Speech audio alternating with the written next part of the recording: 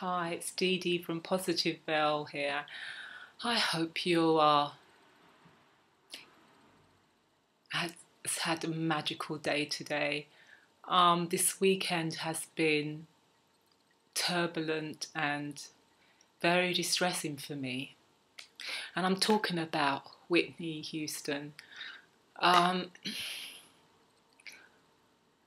my heart was very heavy when I turned on my radio in the middle of the morning on Saturday and I heard, and I got up about 4 o'clock and was very perturbed, went on YouTube to find out, and it was like I've never met the woman, I have never been to any of her concerts or whatever, but realizing, going in on YouTube and looking at the songs that Whitney has sung, I realised, actually I didn't even know Whitney sang that one, but I really like that one. So then I go into another one, I think, oh my God, she sang that one as well.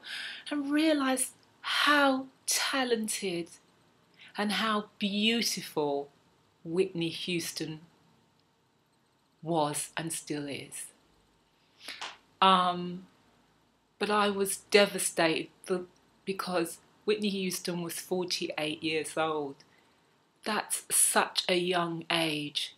But you know what? I am not going to judge Whitney Houston because nobody could have walked Whitney Houston's footsteps but Whitney Houston. And at the end of the day, it's her life that was a huge life. Huge as in big, as in mother, as in wife, as in working woman, as in media on her back, as in everybody on her back, as in she has to be good, she has to do good. These are tremendous, tremendous things to carry around. And I couldn't honestly say, me being who I am, if I walked in her shoes, if the same fate wouldn't have been, if I wouldn't have fallen the same fate. Because how do you carry so much? I was a wife. I'm no longer a wife. I was a wife. That was hard. My husband didn't want me to work. And to me, that was hard because I wanted to work. But he didn't want me to work. I had my children. That was hard enough to entertain, to be the wife that was creative at home and whatever. And that alone was hard. And that made me depressed because there was so much I wanted to do, but my husband wanted me to stay at home. Hence the marriage broke up. But what I'm saying, that was hard enough for me, much less Whitney, who had all, and I'm nowhere near who Whitney is, who had all these other issues going on.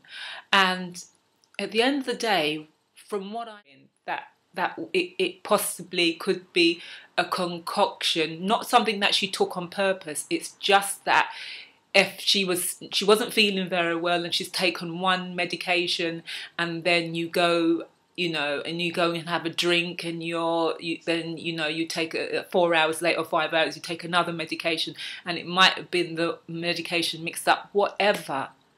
What I'm saying is that, Whitney, you know what? I could never have lived how pressured your life was. So I admire you that you even went that far.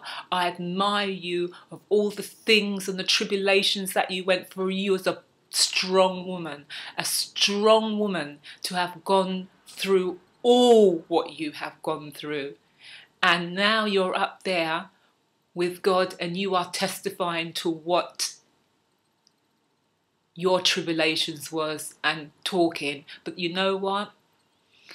God bless you, and you've left your mark down here, which is more than a lot of women can say. You've left your mark. You've left those songs, and songs that now people are saying, and this is the sad thing, it's now people are saying how much they love you and how much they appreciate. That's the sad thing, guys.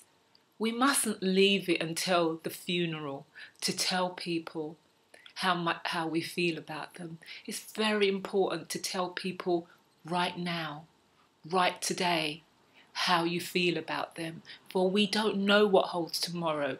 Whitney didn't know that after talking to her mum, maybe an hour later, she was going to be gone. Do you know what I mean? Take something from this tragedy. Take something from this tragedy to embrace in our own lives. That we tell the people who are around us today what they mean to us. What they mean to us. I always say this, it's not a coincidence when things happen. It's happening for a reason. And it might be the reason is that we look at our own lives. We look at our own lives through the life of Whitney Houston, who had major, major struggles, God bless her. But I take comfort that she's not struggling anymore. She's not struggling anymore, but the people who she's left behind, I get that they are the ones now in the struggle and the grief and the torment. And I ask God to just comfort them at this time.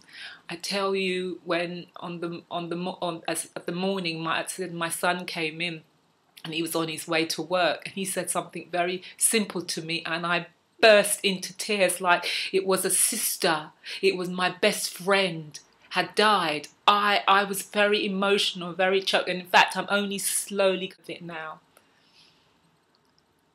I say rest in peace, Whitney Houston, but you've left a magical legacy for your daughter, a magical legacy, and God bless you.